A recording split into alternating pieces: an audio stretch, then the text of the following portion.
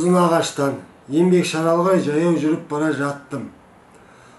Сол кезде жаурағанымнан, мен мастығымнан от суқырға шөп жақтым. Ассалаумағалейкум қазақ елі. Бұл кездейсоқ емес сияқты.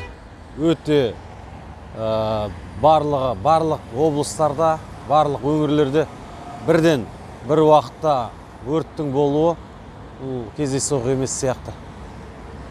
Ықтималдығы өте аз, ақылға сыймайды. Барлық жерде бірден өрт болуы. Енді кешегі ұзын ағашта жаңа ұсталған адам қалайша ол ішіп алып, жаңағы жылынамын деп байқамай қаншама жерді өртеген, бір ғана жерді емес, қаншама жерді өртеген. Кім өртеп жүр анаяқтың бәрін? Анаяқтың бәрін от, тоқташ. Қалтанды көрсетші. Жажылқыны. Көрсет қалтанды. Не мынау? Жажылқы. Тоқта. Қолын бәрі күйдіргенсің ғой сен, өртегенсің ғой. Не өртеп жүрсің сен, ей? Қалай ол адам сондай уақытта айдалада адам жаяу жүреді, қыздырынам дейді. Ешқандай ақылға сыймайды ол. Бұны бір бөтен адамдар болса, кешегі мысалға митингке қатысқан адамдарды қалай қинады? Сол жаңағы осы Алматыда, Талдықорғанда өтекті басып, қайнаған суды құйып, солай жауап алатын жаңағы полицейлерге беру керек бұның ісін. Солай одан ақпаратты алу керек.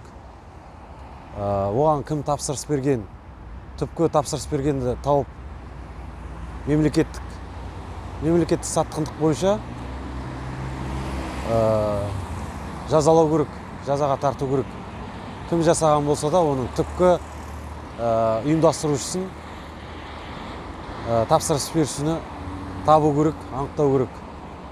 Солай жұмыс істейтін жаңағы Алматының, Талдықорғанның полицейлері бар ғой, соларға беру керек.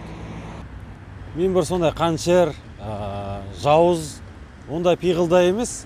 Бұл жерде айтайын дегенім сол бір нәрсе жасырын құпия бар сияқты да бұл жерде. Соны айтқым келеді. Қалай ойлайсыздар? Қалайық? Астына пікір қалдырып, ойларыңызды білдіріңіздер.